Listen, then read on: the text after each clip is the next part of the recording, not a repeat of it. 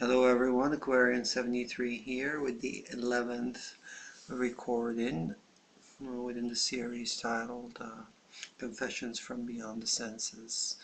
I will now take a moment to describe a bit the processes that take place within the two lines that I spoke of earlier in the previous video.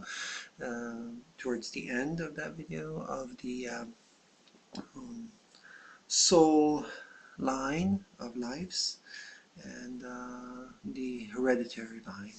So at the intersection of each intersection of these lines over and over, imagine two sine waves crossing again and again, one with higher peaks and lower dips, and one with flatter kind of situation happening. And whenever these cross, you have an incarnation.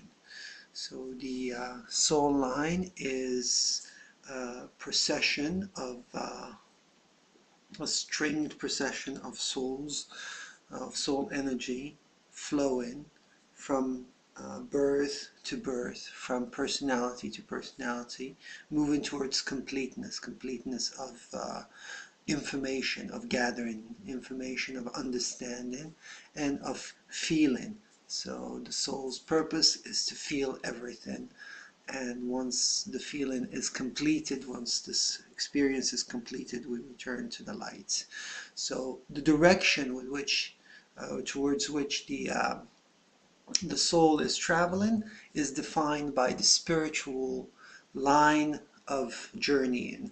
This third line is the line from the infinite back to the infinite, and alongside and around that line the soul expresses itself.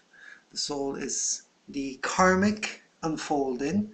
It is bound by the karmic unfolding from life to life, and the spiritual passage, the spiritual line, which is let's say straight or connecting source to source through the manifestation, is a straight path that is relatively infinite in length and relatively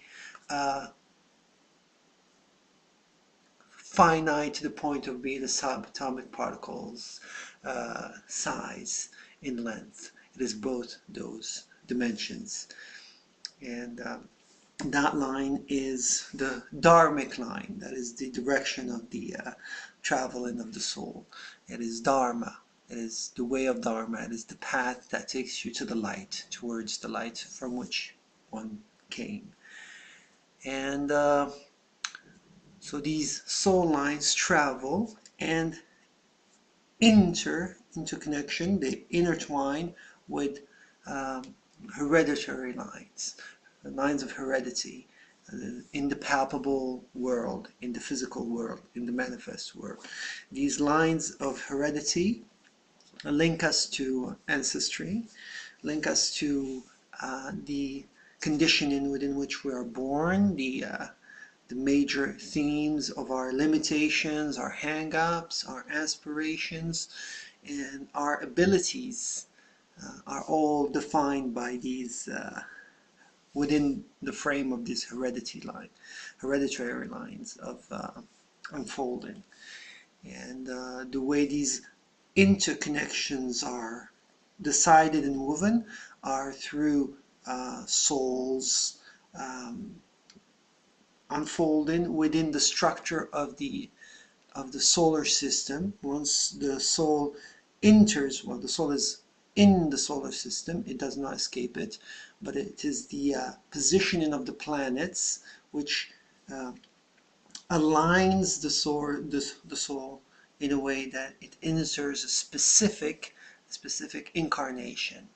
So every planet has a purpose within the grid that is the planetary, the solar system's consciousness, which works to create the environments that are presently available and unfolding in the solar system itself.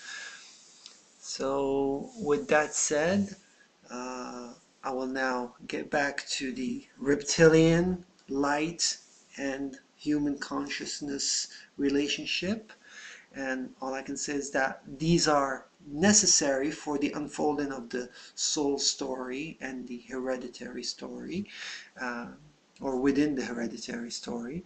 So the reptilian is defined by the history of the earth. It is highly connected to the earth's history and to the appearance of the first live cell that is alive, a single cell, which has, as it is born, as it appears, an experience of fear, of mortality.